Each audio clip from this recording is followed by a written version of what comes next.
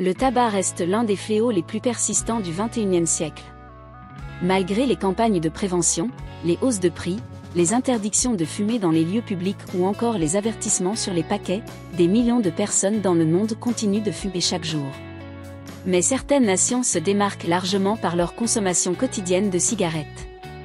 Dans cette vidéo, nous allons vous présenter les 7 pays où l'on fume le plus de cigarettes par jour, selon les données de 2025.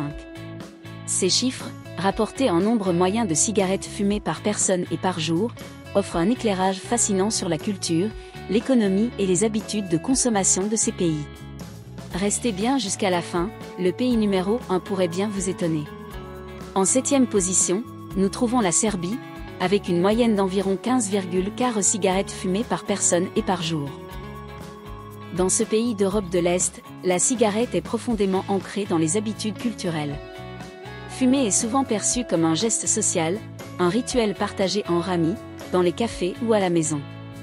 Malgré les campagnes anti-tabac lancées depuis les années 2010, le taux de fumeurs reste très élevé, notamment chez les hommes. La faible taxation du tabac, les prix encore relativement bas et la disponibilité généralisée des cigarettes favorisent cette consommation soutenue. Les autorités sanitaires ont du mal à freiner la tendance, même si de plus en plus de jeunes générations se tournent vers le vapotage ou essaient d'arrêter.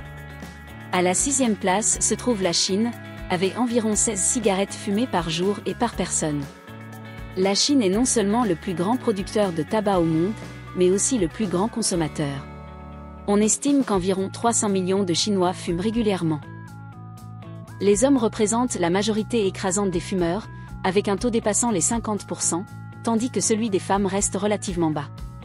Dans les milieux ruraux comme urbains, fumer est encore considéré comme un symbole de virilité ou de détente. Toutefois, les politiques de santé publique commencent à porter leurs fruits dans les grandes villes, interdiction dans les lieux publics, campagnes télévisées, images chocs sur les paquets. Mais avec un tel volume de consommateurs, le changement est long à venir. En 5e position, on retrouve la Russie, avec une consommation moyenne de 16,5 cigarettes par jour et par habitant. Le tabac y est historiquement associé à la vie quotidienne, notamment dans les milieux populaires et ouvriers. Si la Russie a connu une baisse relative du nombre de fumeurs depuis la mise en place de lois restrictives, interdiction de fumer dans les lieux publics, augmentation des taxes, le pays reste l'un des plus gros consommateurs mondiaux. Les jeunes adultes, tout particulièrement les hommes, continuent de fumer à un rythme soutenu, malgré une légère hausse du prix du paquet. Le marché du tabac y reste extrêmement lucratif, et les grandes marques internationales y sont très présentes.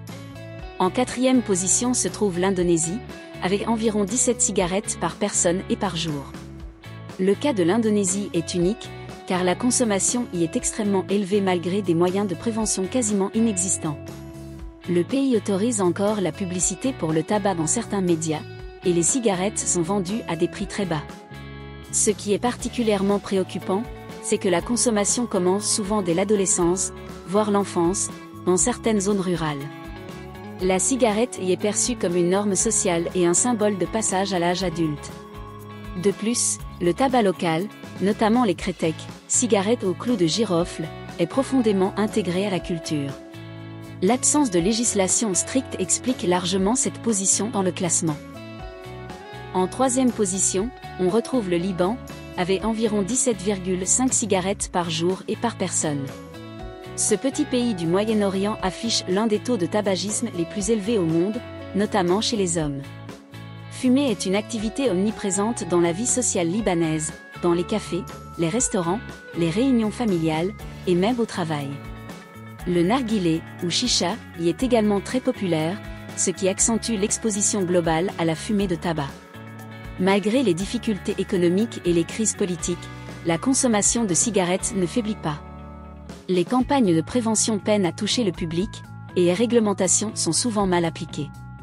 En parallèle, le prix des cigarettes reste abordable pour une grande partie de la population, ce qui alimente la consommation. En 2e position, la Biélorussie, avec une moyenne de 17,7 cigarettes par jour et par personne. Dans ce pays d'Europe de l'Est, la cigarette reste une habitude quotidienne très répandue, héritée d'une culture soviétique où fumer était quasiment universelle. Le gouvernement a certes adopté certaines restrictions au fil des années, mais elles restent timides comparées à celles d'autres pays européens. Les cigarettes sont bon marché, largement disponibles, et la sensibilisation à leurs effets nocifs reste relativement faible, surtout en dehors des grandes villes.